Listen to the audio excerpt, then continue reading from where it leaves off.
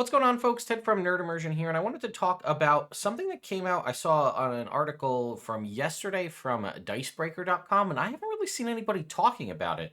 And that's that the OGL 1.1 debacle has led to multiple European studios unionizing to help protect RPG workers and things. And I thought that this was a pretty interesting article. And like I said, I saw the one Dicebreaker article and nobody else talking about it. So I thought this would be a good opportunity to take a look at it and just again, it's another instance of what kind of change this whole OGL situation has issued. So let's go ahead and take a look. I'll have a link to this in the video description, but it says European RPG Studios Union emerges from the dust of D&D's OGL storm to, quote, promote RPGs as art and protect creators. So it says 3 European role-playing studios have formed a new union as part of the ongoing fallout from D&D's industry-shaking OGL plans, which is very much the truth of what that is. The founding members of the European RPG Studios Union are Studio Agate, the French team behind decorated Gothic RPG Shadows of Esteren, which I'd only heard of very recently, and 5e-powered sword and sorcery game Fate Forge, German publisher Urwerk Verlag, I'm sure I'm butchering that, known for fantasy RPGs Splittermond and Malmsturm. Oh boy, I'm sorry, guys. An Italian company, Acheron Games, maker of the alt history RPG Lex Arcana and the spaghetti fantasy Brancalonia and Inferno, which adapts the hell of Dante's Inferno or Dante's Divine Comedy for D&D 5e. I haven't heard of any of these. They sound awesome. Again, maybe this is just American ignorance, but I'm sure they're all written in their native tongue. Maybe I can find a translated version, but they sound amazing. In a joint statement, the ESU said that it would work to promote role-playing games and advocate for the recognition of TTRPGs as a genre of literature and form of art before national and European institutions, as well as serving to protect creators in the tabletop industry. The ESU told Dicebreaker these efforts will include a push to enable eligibility for government subsidiaries like those offered to book, film, and video game companies, and to promote academic study of RPGs and role-playing design courses within schools and universities. That's fantastic.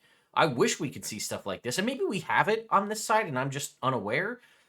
But again, they're bringing in their government to basically provide them, I guess, the safety features and things that, treating RPGs as another form of media, similar again, like they say to book, film, and video games.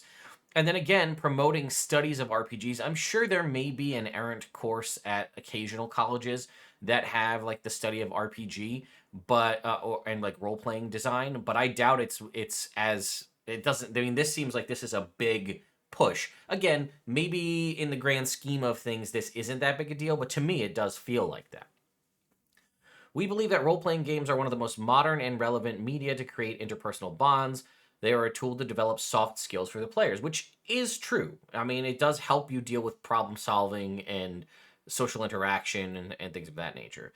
Their distribution and practice needs to be encouraged, taught, and supported by institutions just as for other artistic media such as movies, music, and video games. Among the protections the union hopes to establish for tabletop creators in Europe is recognition of their, quote, legal and social status, particularly for freelance designers, writers, and artists who contribute to tabletop RPGs. In France and in other countries, these creators have little social protection, unemployment, healthcare, etc., and we want this to change. This all sounds fantastic. An ESU representative told Dicebreaker. Now, this goes further than paying freelancers better.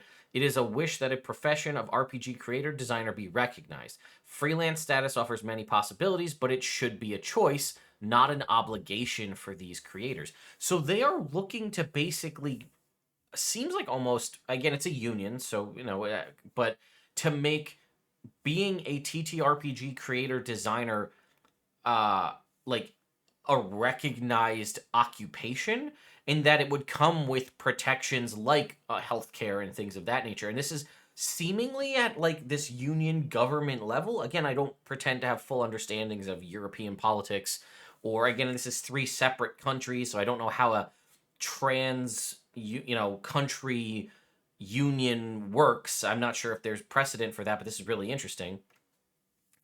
The statement accompanied an homage to French artist Eugene Delacroix's iconic painting Liberty Leading the People, with the union's own leader instead waving the EU flag. This is what we're seeing right here. The ESU told Dicebreaker that it was working on allowing tabletop RPG publishers and developers in the UK to join the union as well. So they currently have what it was France, Germany, and Italy, and they're looking to add the UK to this union. It's not settled yet, but we believe that the UK is a major player in the European RPG industry and should be recognized as such. The union said its first priority should be supporting the ongoing hashtag OpenD&D movement, which formed in the wake of the proposed changes to the OGL, and has seen a reported 60,000 signatures of support from players and creators since. Having reneged on the most controversial aspects of its leaked revision of the OGL, Wizards of the Coast released a public apology earlier this week and vowed to publicly playtest future iterations of the license. We stand ready to work with the actors of this movement to make role-playing games more open and accessible, both for the public and for content creators, the ESU said. The idea is to defend the open source spirit of the OGL, which allows a microcosm to exist, to publish, and to live from this work. Hasbro's current stance threatens many jobs in Europe. Yeah, and I feel like a lot of us, and again, we're looking at what's going on, but it's an international issue, this OGL, right? But I mean, I don't know. This seems like a pretty big deal to me that we have 3 countries forming a union to back the open D&D movement and saying that they're ready and willing to support however they can. The emergence of the European RPG Studios Union follows the creation of a workers' union at Pathfinder under Paizo in late 2021, the most prominent union in the tabletop space to date. Away from tabletop RPGs, recent years have seen unions emerge at retailers, including the U.S. trading card giant Card Kingdom, along with the Bellevue location of its retail restaurant hybrid Seattle Mox Board House and board game seller Noble Knight Games. So that's true if you were unfamiliar, and I didn't really cover it because, again, I was obviously focusing primarily on Dungeons and Dragons. But last year, Paizo, there was a lot of, I remember it was at Gen Con in 2021, there was a lot of things going down at Paizo.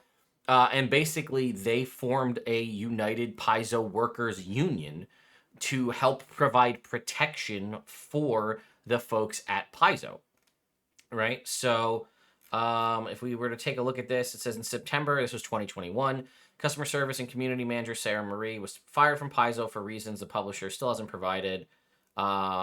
This is again following pretty much right after there's a bunch of stuff came out of Gen Con. Sparked an outcry from fans and workers, both past and present. Many began sharing stories of their time at Paizo that seemed to point to a history of executive negligence and interference, transphobia, bigotry, and serious allegations of sexual abuse and misconduct.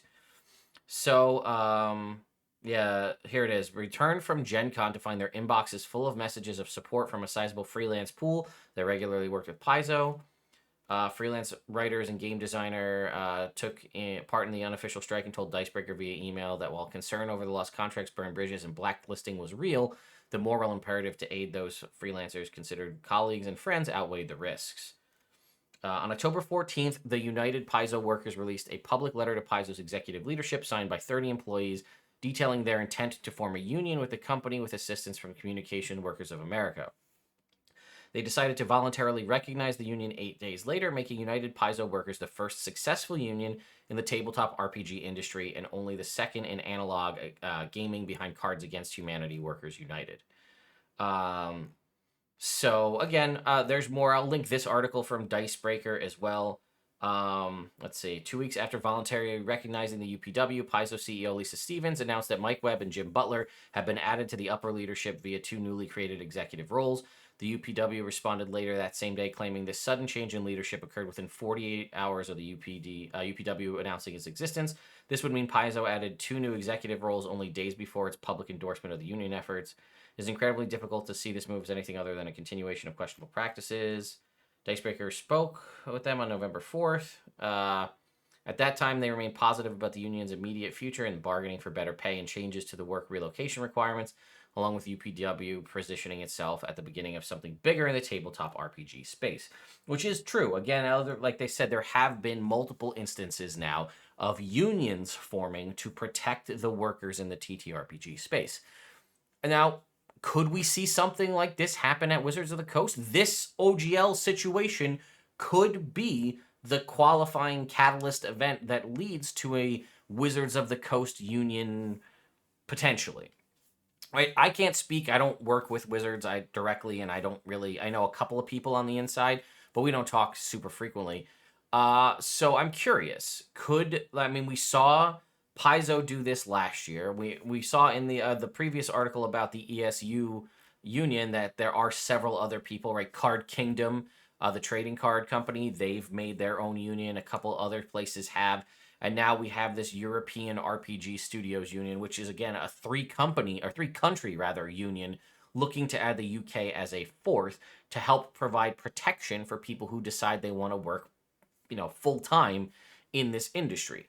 Now, again, I'm actually a little surprised that more of this didn't come out of the woodwork after Paizo kind of broke the ground on that.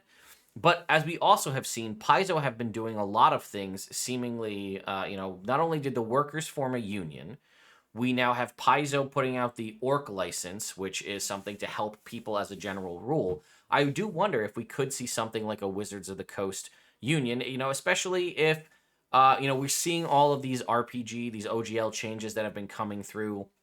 There's been conversations that people aren't necessarily happy with it. I can't imagine everybody at Wizards of the Coast is like super keen on what's happening. But then again, people at Wizards of the Coast may not know what was going on. They may have been like all of these OGL changes that kind of came out. This could have happened entirely behind closed doors, and maybe a small pool of people actually know what's going on, and like the people actually who work on the game have no concept whatsoever that was happening, and like they heard about it when we heard about it.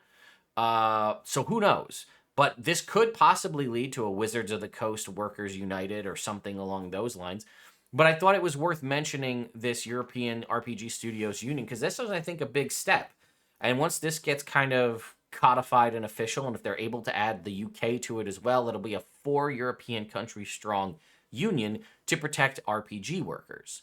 And like I said, I wanted to make a video on this because I thought this was very interesting and I had heard really almost no chatter about it. So let me know your thoughts and opinions in the comments down below. Did you hear anything about this? What do you think the concept of Paizo and now this new union, could this change the way RPG work? Could there be a United States freelance RPG workers union that covers people who just do contract work? I don't know the specifics. I've never formed a union.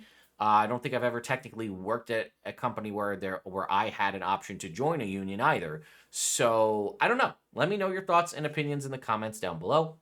I'll see you all next time.